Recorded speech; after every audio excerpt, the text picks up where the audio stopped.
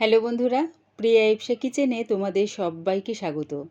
আজকে তোমাদের সাথে শেয়ার করলাম সোয়াবিন কিমা বা সোয়াবিন ভুর্জি, যেটাই বলো না কেন। এই সোয়াবিন কিমা পাওয়ের সাথে খেতে কিন্তু দারুণ লাগে, এমনকি রুটি পরোটার সাথেও ভীষণই ভালো লাগে। আমার এই সোয়াবিন কিমার রেসিপিটা ভালো লাগলে প্লিজ আমার চ্যানেলটিকে লাইক ও শেয়ার করে দিও। তবে দেখে নাও আমি এটা কেমনভাবে তৈরি করি। সোয়াবিন নিয়েছি আমি 150 গ্রাম, আর এরকম বড় বড় সাইজের সোয়াবিন নিয়েছি। গ্যাসটাকে হাই ফ্লেমে রেখে জল সমেত একটা কড়া বসিয়ে দিয়েছি। জলটা ফুটে গেলে সোয়াবিনটা দিয়ে দিলাম হাফ চামচ নুন। নুনটা ভালো করে জলের সাথে মিশিয়ে নিয়ে 1 মিনিটের মতন ফুটিয়ে নেব। 1 মিনিট ফুটিয়ে নিয়েছি। দেখো সোয়াবিনগুলো কিন্তু বেশ ফুলে গেছে।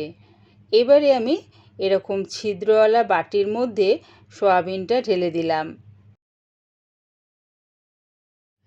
সোয়াবিনের মধ্যে আমি জল দিয়ে একবার ধুয়ে নিয়েছি, ধুয়ে এটা ঠান্ডা করে নিয়েছি। এবারে দেখো অল্প করে সোয়াবিন নেব, আর 2 হাতের মাঝখানে রেখে এরকম সোয়াবিনের ভেতরে যে জলটা রয়েছে সেটা চিপে ফেলে দেব।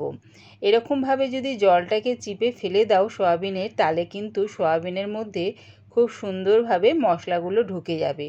তাই সব সোয়াবিনের থেকে আমি এরকম হাত দিয়ে চিপে চিপে জলটাকে ফেলে দিচ্ছি। সব সোয়াবিনগুলো দিয়ে দেখো জলটা চিপে ফেলে দিয়েছি। এবারে মিক্সির জারে অল্প অল্প সোয়াবিন দিয়ে আমি পেস্ট করে নেব। একদম মিহি পেস্ট কিন্তু করব না। অল্প করে সোয়াবিন দিয়ে দিলাম মিক্সি জারের মধ্যে। কোনো রকম জল না দিয়ে আমি মিক্সিটা ঘুরিয়ে নিলাম।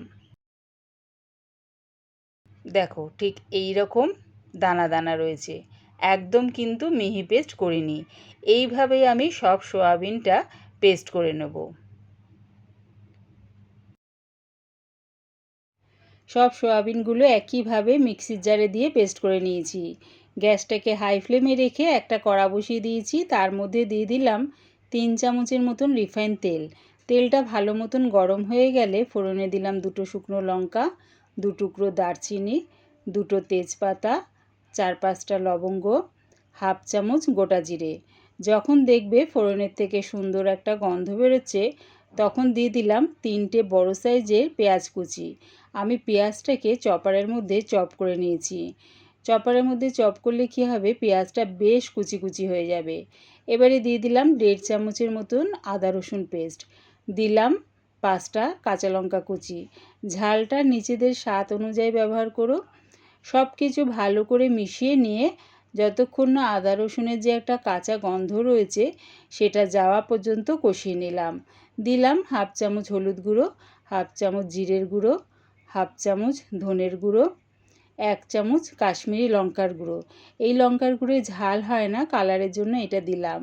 সব কিছু ভালো করে মিশিয়ে নিয়ে আবারও এটা 2 মিনিট ধরে কষিয়ে নিলাম। দিলাম সামান্য একটু মশলা ধোয়ার জল। জলটা দিয়ে ভালো করে কষিয়ে নিলাম। মশলাটা দেখো ভালো করে কষানো হয়ে গেছে। এবারে এর মধ্যে দিয়ে দিলাম 3টে মাঝারি সাইজের টমেটো আমি গ্রেট করে নিয়েছি, সেটা দিয়ে দিলাম স্বাদ অনুযায়ী নুন। টমেটোটা ভালো করে সব কিছুর সাথে মিশিয়ে নিয়ে আরও আমি 2 থেকে 3 মিনিটের জন্য কষিয়ে নেব। এবারে দিয়ে দিলাম ক্যাপসিকাম কুচি। একটা ছোট সাইজের ক্যাপসিকাম আমি কুচিয়ে নিয়েছি, সেটা দিয়ে দিলাম। সব কিছু ভালো করে মিশিয়ে নিয়ে 3 মিনিট ধরে আমি কষিয়ে নিয়েছি। দেখো তেলটাও কিন্তু ছেড়ে দিয়েছে। এবারে দিয়ে দিলাম সোয়াবিনটা দিয়ে মশলার সাথে ভালো করে মিশিয়ে নেব। যে কোনো রান্নায় দেখবে একটার পর একটা মশলা দিয়ে সেই মশলাটা যদি 2 থেকে 3 মিনিটের জন্য কষিয়ে নাও, সেই তরকারির স্বাদটা দেখবে দ্বিগুণ মাত্রায় বেড়ে যায়। সোয়াবিনটা দিয়ে মশলার সাথে ভালো করে কষিয়ে নিয়ে 1 কাপের মতন জল দিয়ে গ্যাসটাকে একদম লোতে করে এটা ফুটতে দিলাম।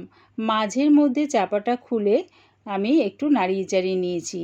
এবারে দিয়ে দিলাম 2 মুঠ ধনেপাতা কুচি আর বড় চামচের 1 চামচ বাটার। সব কিছু ভালো করে মিশিয়ে নেব। বাটার আর ধনেপাতাটা দিয়ে সয়াবিনের সাথে 1 মিনিট ধরে মিশিয়ে নিলাম। তাহলে কী হবে, বাটারের গন্ধটা সয়াবিন কিমার মধ্যে খুব সুন্দরভাবে ঢুকে যাবে। রেডি হয়ে গেছে আমার দারুণ স্বাদের সয়াবিন কিমা। এবার এটা নামিয়ে নিলাম। আমি এই সয়াবিন কিমাটা পরিবেশন করলাম পাও দিয়ে। গ্যাসটাকে মিডিয়ামে রেখে একটা তাওয়া বসিয়ে দিয়েছি। তার মধ্যে দিয়ে দিলাম 1 চামচ বাটার, দিলাম 1/2 চামচ কাশ্মীরি লঙ্কার গুঁড়ো। বাটারের সাথে ভালো করে মিশিয়ে নিয়ে দিয়ে দিলাম একটু ধনেপাতা কুচি। ধনেপাতা কুচিটা দিয়ে সব কিছুর সাথে ভালো করে মিশিয়ে নিয়ে আমি দেখো পাউটাকে অর্ধেক করে নিয়েছি, সেটা বাটারের সাথে দিয়ে ভালো করে মাখিয়ে নিলাম। আমি এখানে 2টো পাও দিয়ে সেঁকে নিচ্ছি। ভালো করে বাটারের সাথে মাখিয়ে নিয়ে উল্টে পাল্টে ভালো করে সেঁকে নিলাম। একবার আমার মতন করে সয়াবিন কিমা এইরকমভাবে পাউটাকে বাটার আর ধনেপাতা একটু কাশ্মীরি লঙ্কার গুঁড়ো দিয়ে সেঁকে নিয়ে খেয়ে দেখো, দারুণ খেতে লাগে।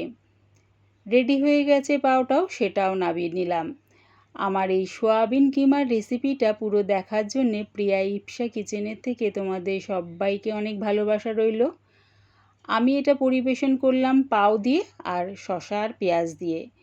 আমার এই সয়াবিন কিমা রেসিপিটা ভালো লাগলে প্লিজ আমার চ্যানেলটিকে সাবস্ক্রাইব করে দিও।